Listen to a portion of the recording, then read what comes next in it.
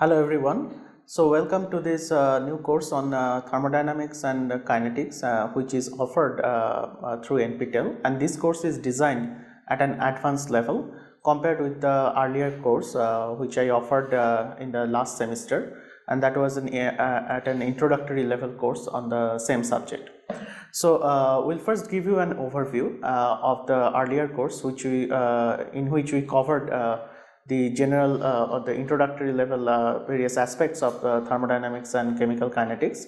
So to begin with, we will first discuss on the properties of gases. So let us start with that topic, the properties of gases.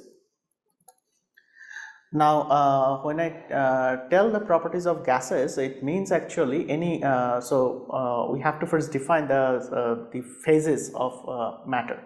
As you know that in classical thermodynamics, we always talk about matter as a macroscopic system, meaning we do not give any particular microscopic detail how the matter is composed of. Like you know already that any matter is composed of molecules, and molecules are composed of atoms. So this kind of detail is not necessary to describe classical thermodynamics. Similarly, the nature of energy is also not necessary, in the sense that for example, the form of light, you know that light is an electromagnetic wave. You can also explain it in terms of energy quanta, which are known as photons. So those descriptions are not necessary.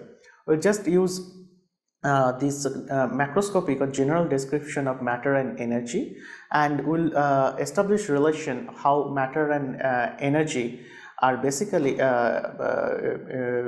interact with each other, and which lead to some physico-chemical transformations. So matter continuously exchanges energy with the surrounding system, and then we actually see the effect of the system, of the process which the system is undergoing on the surrounding, and that is how we make actually interesting experimental arrangement to formulate some laws in classical thermodynamics. Now to begin with, as you know that matter can exist in three major forms: solid, liquid and gas. And we'll start with the simplest form of matter, which is the gaseous form. Now whenever we talk about matter in a macroscopic sense, we have to first define what is the state of the system. Now as you know that for a state of the system are defined by something which are known as state parameters, and the most common state parameters are pressure, volume, temperature, and of course sometimes we also write the number of moles of the gas molecule or something like that. So we have to establish a relationship between this pressure, volume and temperature, so that we have a functional form. Say I ask you how the pressure is actually changing if I change temperature or volume or say number of moles. So that functional relationship which connects all these macroscopic state parameters is called an equation of state. So that equation will describe or completely describe the state of the macroscopic system.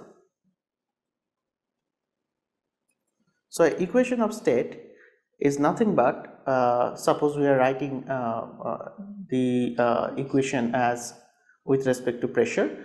So we write that pressure is a function of volume, temperature and the number of moles.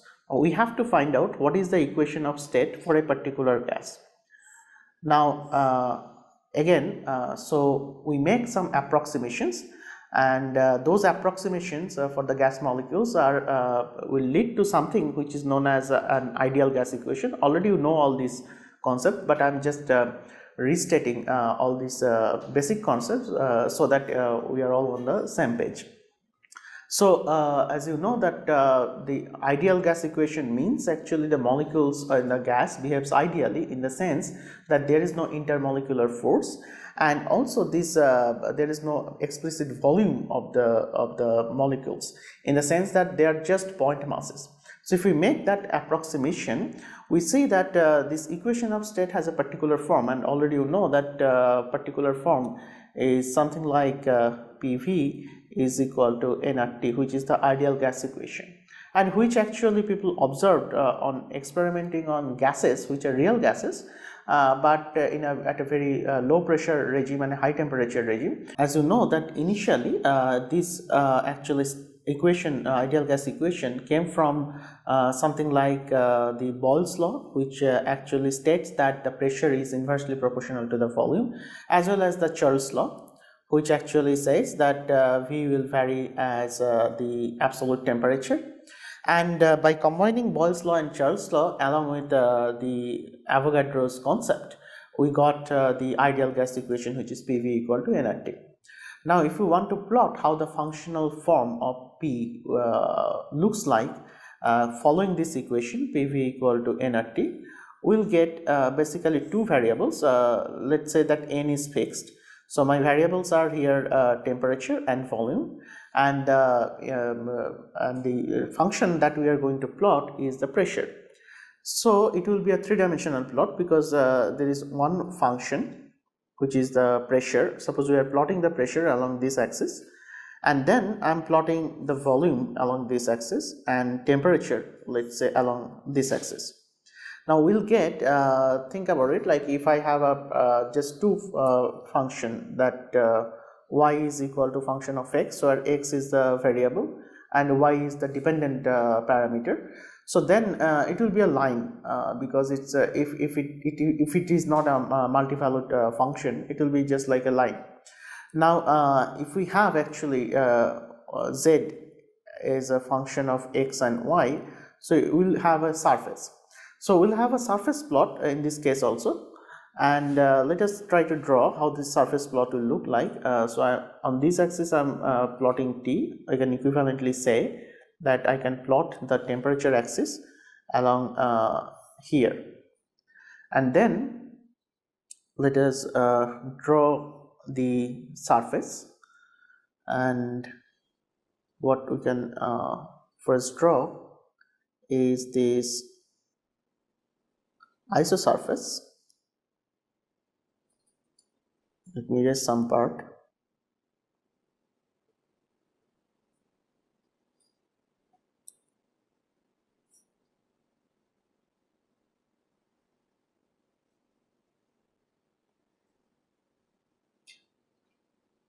So this axis, remember, is the temperature axis, and this axis was the volume axis, and the vertical axis is the pressure axis, and this is the pressure, how basically the pressure changes. That is basically a kind of three-dimensional plot which we have tried to draw here, and on this 3D plot we see that there is a surface. So this surface tells me that this is basically equation of this surface P equal to nRT by V. Now any point on this surface actually is represented by this equation PV equal to nRT. Now if I actually fix temperature, which means I have to take a slice along a particular temperature. Let's say I am talking about this temperature, which has a particular value, and if I actually take a slice, then I'll see that the curve will look like something like this, how the pressure is varying with volume.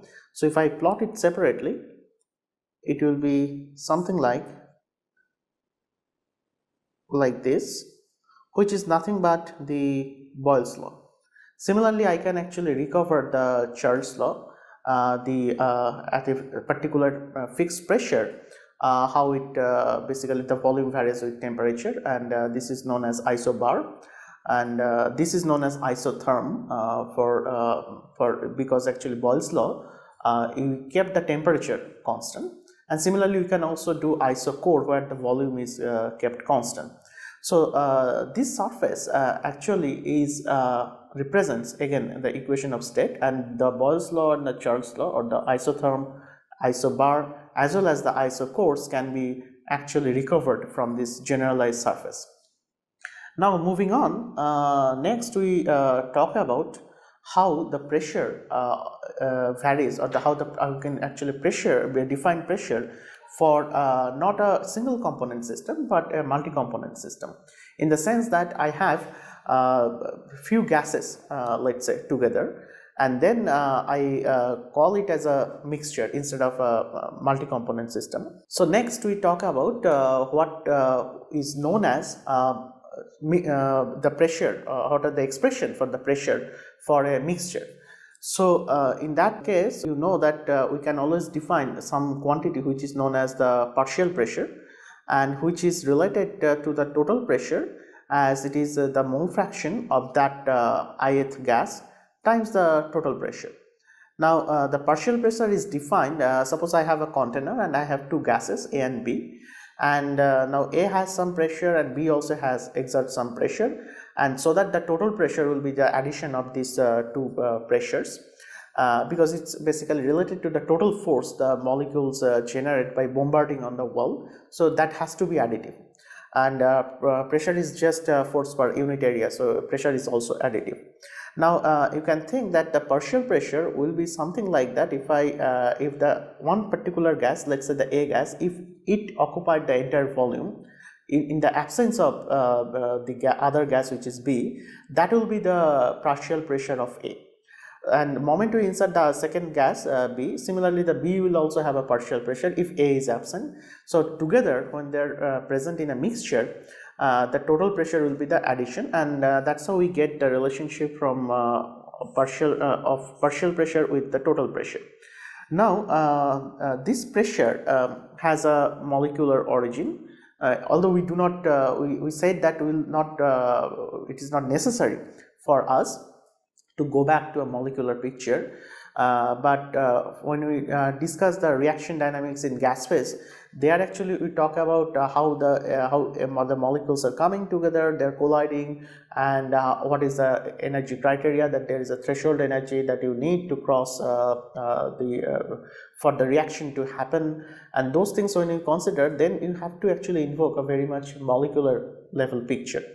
And we'll give a very simple description here, and here the atoms and molecules again are considered to behave ideally, in the sense again they do not have any intermolecular interaction. There is no interaction potential between two atoms or two molecules, and when I say two atoms or two molecules, I am saying I mean that the gas is either composed of atoms or molecules.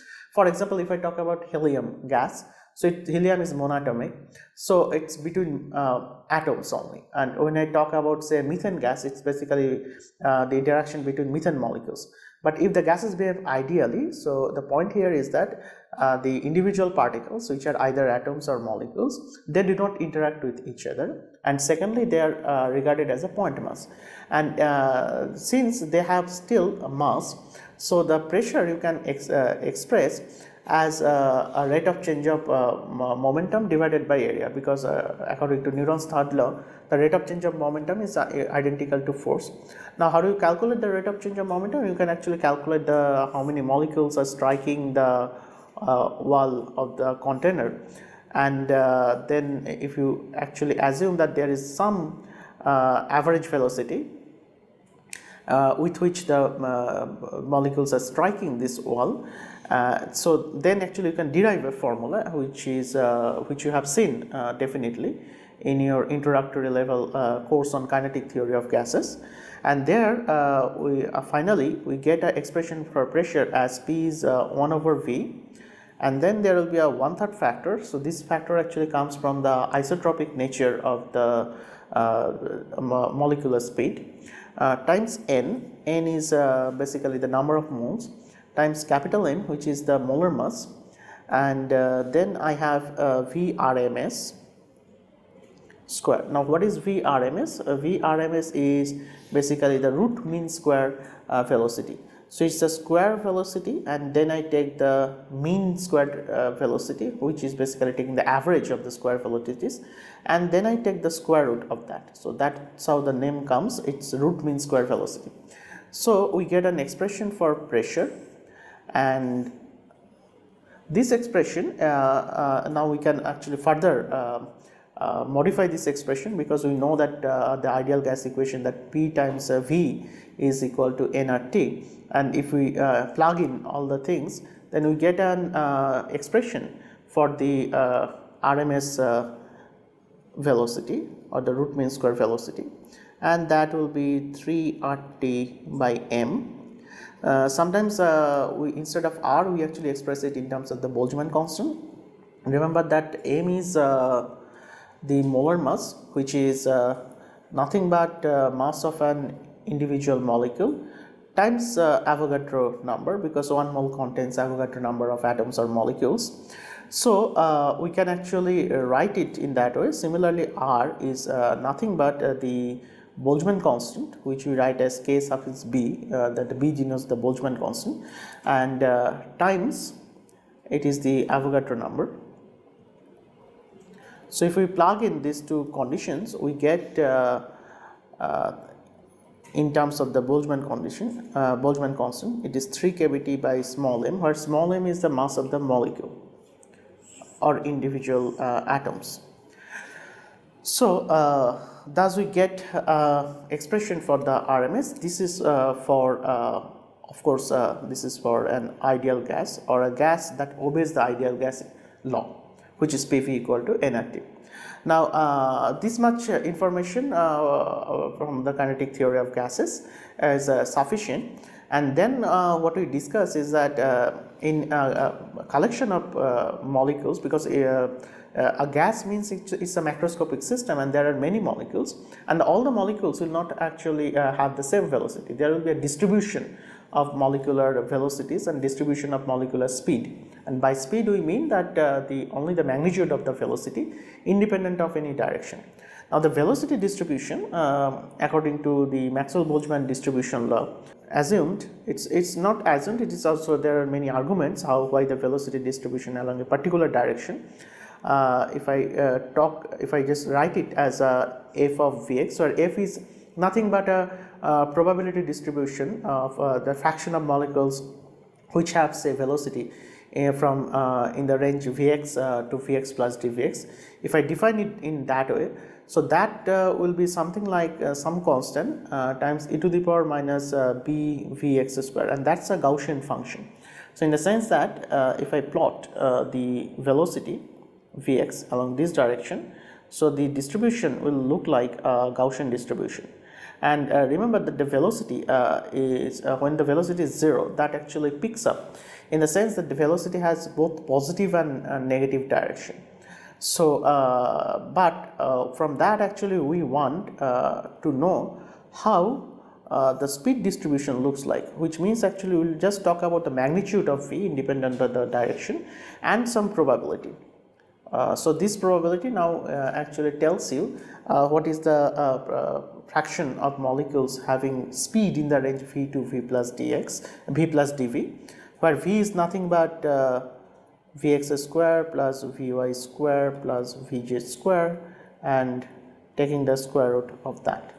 And if I want to derive that, so then there are a few steps which we discussed in earlier course, and finally you will get an Maxwell-Boltzmann distribution law in this form. So it's 4 pi and then m by 2 pi kBt raised to the power 3 by 2. Instead of m by kb, we could have written as capital M by R also, into e to the power minus mv square by twice kBt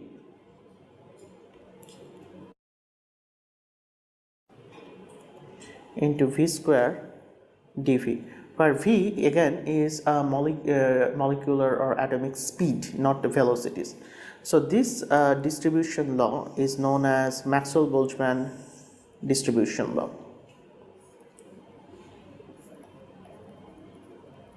which is already known to you.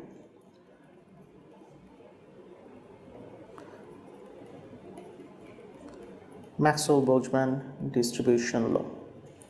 Now think about it, this is a probability distribution, as I said, because Fv dV is basically the fraction of molecules or the probability of the molecules having speed in the range v to v plus dv. So you can calculate any other quantity from this. For example, if I want to know what will be the value of the average velocity, so then all I have to do is that I have to take the velocity, multiply with the probability distribution, and integrate over all possible distribution of speed. Now in this case, the speed distribution will go from 0 to infinity. It cannot go to negative because it's a speed distribution, and that you can easily work out using gamma function, and you will figure out that the value will be 8 kBt by pi m square root of that. So that is the average velocity, and similarly we can talk about a velocity which is the most probable velocity. But before that, let me just plot how this function looks like. So this function has basically two parts. As you can see, there is a exponential part, e to the power minus bv square, and there is a v square part. So the exponential part will actually be something like decaying like this, and the v square part will actually dominate. V square part actually will be something like this. So let me redraw it once again. So what I am saying here, this function is actually composed of two different functions, a multiplication of two different functions. One is e to the power minus v square, some constant into v square, that actually goes like this, and then there is it's just a v square term, which is actually a quadratic function, which will be something like this. So if I take a multiplication of these two, this actually looks like this function. So it actually goes through a maximum, as you can see, and if we want to calculate what is this speed which is most probable, and then all we have to do is that you have to take that function and take the derivative of that function and set it to be 0 to find the maxima and minima, and that will give you the value of the most probable distribution, and that you will get as v most probable is twice kBt by m raised to the power half.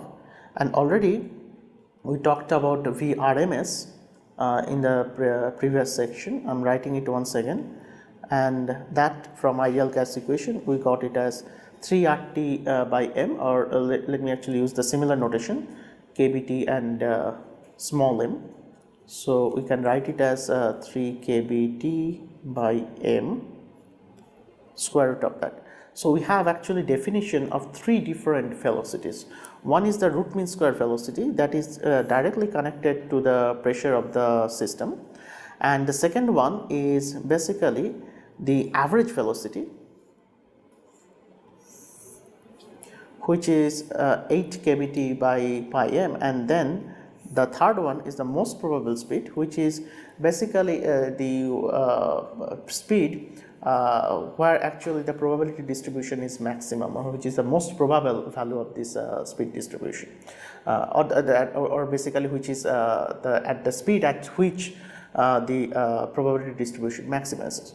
Now having all these things in mind, next thing what we try to calculate is basically what is the number of collision in the gas molecules, because that will be very important in calculating the reaction rates, because any reaction in gas phase or liquid phase, any condensed phase, is actually promoted initially by collision. And for that actually you try to calculate that the number of collision that one particular gas molecule makes with many other gas molecules, and then you think that okay fine, let us consider a cylinder of length say v, because this is the time, this is basically the length or I mean which this particular molecule will traverse per unit time, because that is identical to its speed. And then you talk about that whatever molecules are suppose this molecule is going inside and it is its trajectory, and other molecules for which the center is actually lying within this cylinder will collide, because it's very easy to understand that if a molecule has a diameter like this and it is moving in a straight trajectory, and if a molecule actually lies out, it will not collide. The collisions will happen if the center of the molecule lie in such a way that they just touch or they are inside. So all these molecules actually will collide with this particular molecule, but this molecule won't collide. So in a sense, what we are saying here, we are talking about some cross-sectional area which is important, and which basically is the cross-sectional area of the cylinder, and all the molecules for which the center of the molecules are within this cylinder will actually collide with this particular molecule, and that we can actually calculate very easily. And you can actually just calculate the volume of the cylinder. You take the number density, multiply with the volume, you get the total number of molecules, and from that you can actually calculate the collision frequency in terms of this cross section. If I call this cross section as sigma, so then we get an expression for the collision frequency, and that collision frequency expression will be something like, if I call it as a z, and z will be nothing but sigma times v. It's actually not v, it will be actually v relative, and because it's a relative velocity, because we said that one molecule is moving, all other molecules are static. This is perfectly fine, because we are actually considering everything in a relative velocity frame, not in the absolute frame or the laboratory frame, and then multiplied by the volume. And then we can actually, not volume, it will be the number density, which we denote as say capital N, and then that actually we can rewrite as sigma into V relative into P by kBT, if P is the pressure. So this is the expression for collision frequency, that is the number of collisions a particular gas molecule makes per unit time per unit volume. And now the interesting thing is, what is interesting quantity to look at is the mean free path, meaning actually it is the distance a particular gas molecule travels between two successive collisions, and that you can again very easily understand how to calculate. So per unit time actually it travels the v relative distance, and then we also know that per unit time it is making so many collisions, z collision. So by logic, actually this mean free path, which is basically the distance traversed between collisions, will be basically the total distance traversed per unit time divided by the number of collisions per unit time, and which will be nothing but, if I plug in all the relations, all the expression, so it will be nothing but kBT by sigma into P. Now one thing we have written here, as V relative, but in reality it will be the average of the V relative. Now the question is, what is average of V relative? And as you can see that it is basically the average speed, but it is the relative average speed. Now you can think that what is the relative speed between two molecules. Suppose one molecule is static and the second molecule is moving, so it can have actually a head-on collision. That is one probability. It can also have something which is known as a grazing collision, meaning the molecule just touches the other one, the surfaces just touch. And it can also have a collision with respect to the other molecule in a 90 degree. So considering all these possibilities, you can think that we can have a 0 degree collision, we have a 180 degree collision, something like that. But 180 degree collisions we are not considering because it's a relative velocity. So it can have a 0 degree collision, it can have a 90 degree collision, and if you take the average of this, so you can think that one molecule is moving like this, the other molecule is basically moving like this at angle which is 45 degree. So if you take that, so you have to take the projection of the velocities, and the v relative will be nothing but just by from vector relation square root of 2 of the average velocity.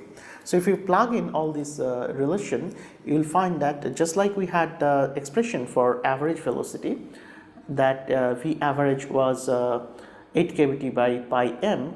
So you can easily figure out the relative velocity will be 8 kbt by pi mu, where mu is the reduced mass of the two particle system, and it is defined as if I am considering actually the relative velocity between two molecules which are A and B. So then mu is nothing but Ma Mb by Ma plus Mb, which is the reduced mass of the two particle system. So up to this point we actually we have discussed what are the basic concepts of the kinetic theory of gases, what are the properties of gases, taking into account of the fact these gases are behaving ideally, or basically we are following ideal gas law. So the obvious question is what happens if the gases do not behave ideally, or there is a deviation from ideal behavior, and which is what we observe in reality, because gases must be real gases, and all real gases behave ideally under certain condition, which is like at a very low pressure and a very high temperature. So what is the equation for actual reality, because the PV equal to nRT doesn't hold other than at a very low pressure and very high temperature. So in order to do that, we have to devise or find some model that can successfully explain the behavior of gases at other temperature, at say normal temperature and pressure. So then we actually talk about real gases. But again, all gases are actually real gases. Real gases show ideal behavior in the limiting case.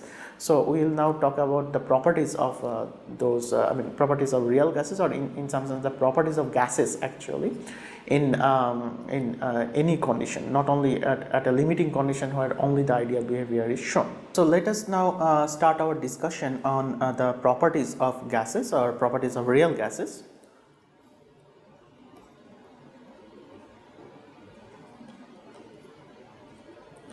So the first thing we discuss when we discuss the properties of real gases is what are the deviations from the ideal behavior from real gases, and then we talk about two important experimental observation, and one is known as Amagat's curve, or which are actually based on the experiments by Amagat. And what Amagat plotted is basically a quantity which is known as the compressibility factor, and which is defined as Z, but do not get confused with this Z and the collision frequency Z. So maybe we can actually write it as Z comp, and that is defined as the molar volume of a gas and its ratio to the ideal molar volume, or the molar volume of an ideal gas, which means if the gas behaves ideally, the compressibility factor will be 1. If the gas's volume is actually more than the ideal volume at a particular pressure and temperature, so which means actually now the gas occupies more volume than the ideal volume, or the gas is actually less compressible. Similarly, you can think that if the actual volume, or you can actually put a suffix like the real volume, is less than the ideal volume, which means the compressibility factor is less than 1, then the gas is more compressible. So all we want to do is get an expression for the compressibility factor, and we know that V bar, again the bar notation is for 1 mole, and V bar ideal is nothing but RT by P following ideal gas equation. So this is nothing but P into V real divided by RT, and this is the expression for compressibility factor. And when Amagat plotted this compressibility factor Z, versus pressure. And remember that for ideal gas, it will just be some curve which is around at 1, because the compressibility factor is always 1 for ideal gas. And for some gases, he observed that this is always increasing, in the sense that the gases are less compressible, and the example is hydrogen at again room temperature, and which means actually it is a temperature dependent. We'll come back to it. And then for other gases, let's say for methane, he observed that there is an initial dip and then there is a rise. And when he repeated the same experiment for different gases at different temperature, he observed an interesting observation. Again, the Z equal to 1 line corresponds to the ideal gas behavior, and he found that for a particular gas, if we just keep on changing the temperature, we'll see curves like this. So, for a particular intermediate temperature, he found that this curve actually more or less lies on the ideal gas, or the gas actually behaves more or less ideally, because as you can see that the slope is actually flat with respect to the x-axis where we are plotting the pressure, but this happens only in the low pressure region. So that is something important which will come back. And then the other experiment, so this is for the same gas at different temperature. So this was discussed in the earlier earlier course, or you can also get it from any standard textbook which have been recommended to you. And then the second thing is the Andrews experiment. So these are also experimental observation on liquefaction of gases. Liquefaction of gases. Now liquefaction means actually if I increase the pressure and decrease the temperature, any gas actually condenses to form liquid, and the existence of liquid phase, or basically this existence of this phase transition, clearly tells that there must be some attractive force between these gas molecules which actually forces them to form liquid, because we know that due to the intermolecular interaction, the attractive potential, the molecules are forming liquid. So which means actually this assumption in the kinetic theory of gases that there is no intermolecular interaction is not correct. And let us try to plot the Andrews experiment, what he actually observed. So Andrews was trying to plot the pressure volume plots, which are nothing but isotherms at different temperatures, and he found that a typical curve actually looks like this. So this region is basically the vapor region or the gas region. So it happens at a very low pressure regime. As you can see, it is at the bottom of this pressure axis, and the very low value of the pressure, and at a very high value of the pressure, this is basically the liquid region. So the gas is already liquefied, and in between he observed a flat region where actually even if we are changing the volume at a particular pressure and temperature, so this is for a particular temperature, let's say T, let's say T1, and for that particular temperature and the pressure, basically the condensation happens. So a phase transition is happening at a particular pressure and temperature, and then the volume actually is shrinking. And this volume, when it shrinks, the pressure or temperature is kept fixed. And similarly, if you what he did is that he repeated these experiments for higher temperatures, and what he found that this particular region actually shrinks, this the region over which the phase transition happens, and ultimately it reduces to a very particular point above which, so these are at various temperatures, let's say T2, T3, this is T4, this is T5, where we have the T5 is the highest temperature. And then he basically showed that we have a region comprising something like that liquid vapor equilibrium, and that region basically vanishes above a particular temperature, and that temperature he called as a critical temperature. So above critical temperature, always the substance actually behaves as if it is a gaseous substance. So that's why we made a comment that at a very high temperature the ideal gas law is obeyed, although we are telling that at this temperature, which is T5 in this case, which is higher than the critical temperature, we are calling it as it behaves as an ideal gas, but the substance is not actually gaseous anymore. It is called a new state of the system, which is known as the supercritical phase or new phase of the system. Now, in order to explain all this behavior, which is the Amagat's curve, which actually talks about the compressibility factor, and the Andrews curve, which talks about the liquefaction of gases, then many theoretical models came up, and one of the very simple but yet very elegant model is that one which is put forward by van der Waals.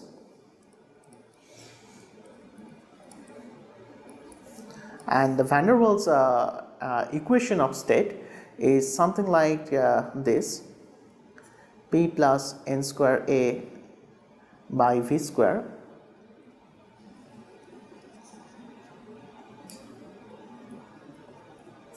where A is a constant into V minus NB, and B is also a constant, is equal to N at T.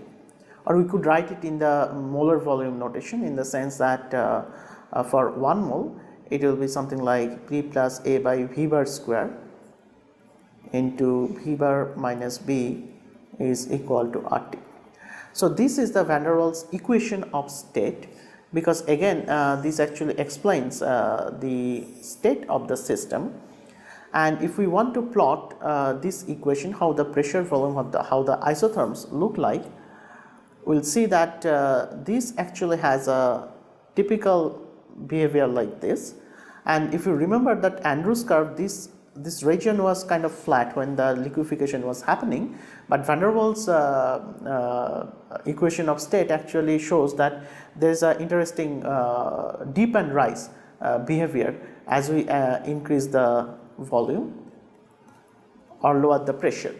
Now, it actually successfully explains the gaseous region as the liquid region, as well as this change in the phase. And if we actually keep on increasing the temperature, it also shows that there is an existence of a critical point at some particular temperature. Again, we are using the similar type of notation. And then from that equation, you can actually solve for the critical temperature, what are the values of the critical temperature. You can actually analytically get an equation from the van der Waals equation of state. And how do you do it? You see here that when we have a particular pressure, let's say this pressure, I have actually 3 volumes, as you can see here. This is just coming from the nature of the curve, and if you look at it carefully, it is actually P plus A by V square into V minus V is equal to RT, and which means actually it's a cubic equation in V cube. So it's a cubic equation for V bar. So for any cubic equation, you will have 3 roots, and these are the basically 3 roots which I can write it as V1, V2 and V3. So when you solve this equation, you should get 3 roots, but at the critical point, all these 3 roots actually merge together to a single point. So all the roots become degenerate, and that way you can actually easily solve this equation and basically talk about the maxima and the minima, or actually you can say that all this you can actually factorize it into different terms, like we actually solve a cubic equation, and that way you can actually figure out what is the value of this critical temperature. And this value of this critical temperature is 8A by 27 Br. Similarly, if you call that at that critical temperature, if I call the corresponding volume as critical volume and the corresponding pressure as critical pressure, you can also figure those out.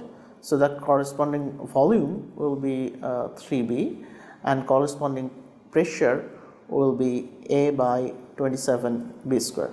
So using the van der Waals equation of state, one can actually get an expression for the critical temperature as well as critical volume and critical pressure, which is great because this is a model which shows that look, I can analytically find an expression for and also explain the existence of this critical state and also explain the liquefaction of gases.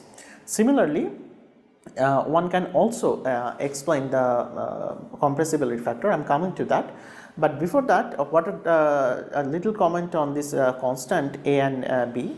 So the A actually comes from the intermolecular interactions, which you already know when you studied the van der Waals equation of state, and that basically tells that the actual pressure will be always less than the real ideal pressure, because when the gas molecule is going to strike the wall, it actually experiences a pull of the other molecules which are behind it, which is at the bulk, and so its speed is actually slowed down. And secondly, the volume occupied by the gas is actually, there will be some excluded volume, in the sense that every gas molecule actually possesses some finite volume. So these two things actually leads to conceptual development of this equation. But again, A and B here are empirical parameters, which means actually you have to figure it out for, or you have to experimentally determine these parameters for various gases, because the attraction force, intermolecular attraction force, or the molecular volume for methane and for hydrogen will be very different. So A and B are actually dependent on the gas molecules. Now the question is this a limitation of van der Waals equation? Which is not true, because actually you can always define some quantity which are known as the reduced parameters or reduced state variables, in the sense that I can always write some, suppose I have a pressure, and I can always take a ratio of the pressure to the critical pressure. We can call it as a pi. Similarly, some textbook actually write it as PR or P reduced. Similarly, the volume we can actually define as the volume by the reduced volume, and some reduced temperature we can also define as the temperature divided by the critical temperature. And if we actually plug in this relationship into the van der Waals equation after some algebra manipulation, we can show that everything actually reduces to a very nice equation, which is pi is equal to 8 tau divided by 3 phi minus 1 minus 3 by phi square. So this equation is obtained after you start from the van der Waals equation of state, which is p plus n square a by v square and all this thing, and then you use the values of a, b and r in terms of Pc, Vc and Tc, and then you actually write the P by Pc as the reduced pressure, and this way. And now you see that we actually get a very fantastic equation, which is basically the van der Waals equation in its reduced form, in the sense that now this equation does not contain any A or B, which means now I have actually removed the dependence of the van der Waals equation of state on a particular gas, because it is now independent of A and B, and now I can actually plot it. And then if I plot pi versus phi, that equation will be same for all the gases, because it's all already the critical pressures has been divided. So all this explicit dependence on the constants A and B, which are actually some kind of molecular parameters, can be removed if I express the equation of state in this particular form. Now the next thing which we discuss in van der Waals equation of state is that you can actually calculate what is the compressibility factor, which actually Andrews described. And remember that the compressibility factor is the idea is that at what temperature this compressibility factor is more or less equal to, behaves like an ideal gas. And if you see this condition that which I have circled here, that at some intermediate temperature any gas actually behaves and ideally in the low pressure regime, of course, because at a very high pressure regime, as you can see this part, it is again deviating. So what you can do actually using the Van der Waals equation, you can actually evaluate this quantity, how this what is the slope of this z or the compressibility factor curve with respect to pressure, and that keeping the temperature constant, that actually you can set to be 0, but you have to remember that this is in the limit of p tends to 0. Now, if you do it, then you will see that there is a temperature which is known as the boil temperature, and this temperature, I mean it will be basically at that temperature this will be 0, and then you can see that the expression for the boil temperature is very simple, and it actually depends on the ratio of A and B, which are those molecular parameters. So this ratio will basically tell you that what is the boil temperature for a particular gas, which means actually at that temperature, at a very low pressure regime, the gas will behave ideally. And above the boil temperature you will have and or below the boil temperature, the gas will have deviations as we have shown here. So so those and at a particular if the temperature is equal to the boil temperature, then the gas will behave ideally. So thus actually the Van der Waals gas also, Van der Waals gas equation or Van der Waals equation of state also explains the nature of the compressibility factor for a particular gas. For a different gas, the reason that at a particular temperature they are very different is that for one particular gas, maybe actually the particular temperature is higher than its boil temperature, and for the other gas actually it is lower than its boil temperature. So they will behave very differently, and thus the Van der Waals gas equation satisfactorily explains the existence of critical state as well as the compressibility factor. However, it does not fully actually explain the nature of the curve, because as you can see, we have, it's a cubic equation and we have basically 3 roots as we have shown here, V1, V2 and V3. So but what we saw actually at a particular pressure and temperature, we have when the phase transition happens, the volume actually changes, volume actually stays. So it cannot correctly explain the equation of state or correctly explain the idea real gas behavior. So for that there are many other equation of states also. For example, Bartholomew equation of state, Dieterich equation of state. There are many other equation of states have been formulated, which gives actually sometimes better agreement with the experiment. But we always restrict our discussion within the Van der Waals equation of state, because it is easy to use first of all, and it is very elegant model in the sense that conceptually it just depends on the thinking that the main 2 assumptions that actually gave rise to the ideal gas law. One is the gases are behaving as a point mass, they do not have any volume, so that is wrong. And the second thing is that the gas molecules do not have an intermolecular attraction, and that is also wrong. So once you actually invoke this idea that the gas molecules have a finite volume as well as there is an intermolecular interaction, then actually you can very easily by introducing some empirical constants A and B, you can actually arrive at the Van der Waals equation.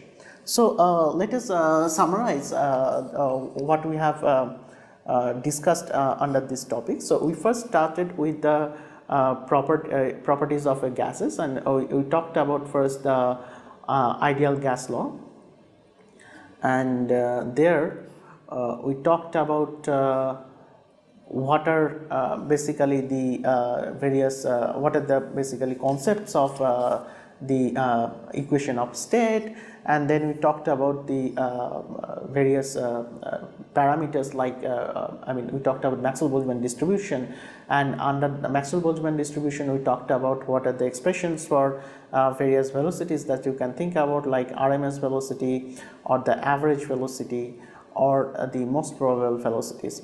What we did not discuss is that that velocity distribution you can easily also convert to speed distribution, in the sense that you can always ask this question, and that what is the fraction of molecules that have energy in the range E to E plus D, and that is very easy to understand, because all you have to use is this relation. The average kinetic energy is nothing but half m v square, and then from that you can actually plug in whatever you have to write v in terms of epsilon, and also dv in terms of d epsilon, and then actually you can write the distribution function in energy. So it will be f epsilon d epsilon, okay, and you will have some functional form where actually you will see that it will have some constant times epsilon to the power half e to the power minus epsilon by kBt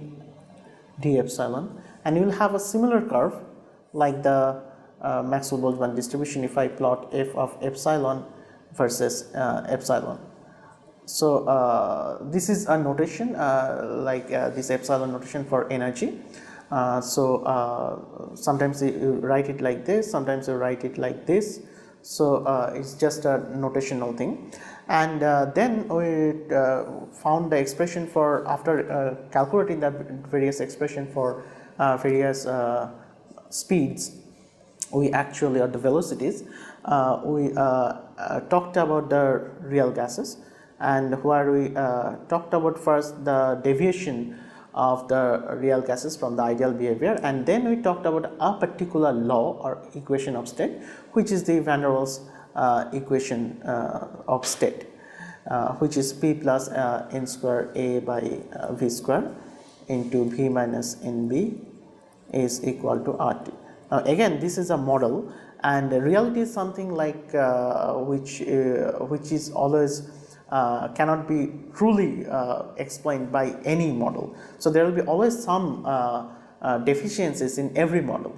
Now you refine your older model to get a better model, and so that actually it can explain the reality of the experimental observations much more in a much more better way.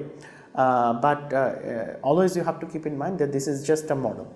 And one particular thing that we did not discuss here is that if we increase the temperature, how the Maxwell-Boltzmann distribution actually look like. So we plotted it for a particular temperature. If we had increased the temperature, so the curves actually gets more and more flattened. But always keep in mind that the area under the curve will be always equal to 1, because this is a probability distribution. So as you can see, the most probable speed actually shifts towards right, which is obvious, because if I increase the temperature, we'll have more and more speed of the gas molecules, or the average speed or the most probable speed, everything will increase, because everything, as you can see, is proportional to square root of temperature. Each of these velocities, like the average velocity or the most probable velocity or the root mean square velocity. So actually, if I increase the temperature, the curves will actually shift towards right, and they actually flattens out more. And similar observation is also seen for the energy curves, because energy is nothing but proportional to the square of velocities, and then since v square is proportional to absolute temperature, so energy is proportional to the absolute temperature, which makes sense, because kBt is, or RT is a unit of energy. So the curves will get similarly flattened out for different temperatures. So this is plotted for T1, T2 and T3, where basically T3 is higher than T2 is higher than T1. So stop our discussion on the properties of gases right now, and then we'll first give you an overview on the laws of thermodynamics, where we'll again we'll give you a very brief overview, but we'll give you sufficient amount of homework, as well as we'll give you some handouts which will actually summarize all the things which we are covering in the lecture, so that you can first have a look at the summary of the lecture notes, and looking at the equations, and also the formulas, and some worked out problems also will provide. And then after having after actually watching the videos and going through all this the notes or the handouts, then you can actually attempt the problems which will be given to you, and then after a certain time the solutions will be released, which you can always look at and check your answers with that. So this is the overall plan of this course, and I hope you have already started enjoying it. Thank you.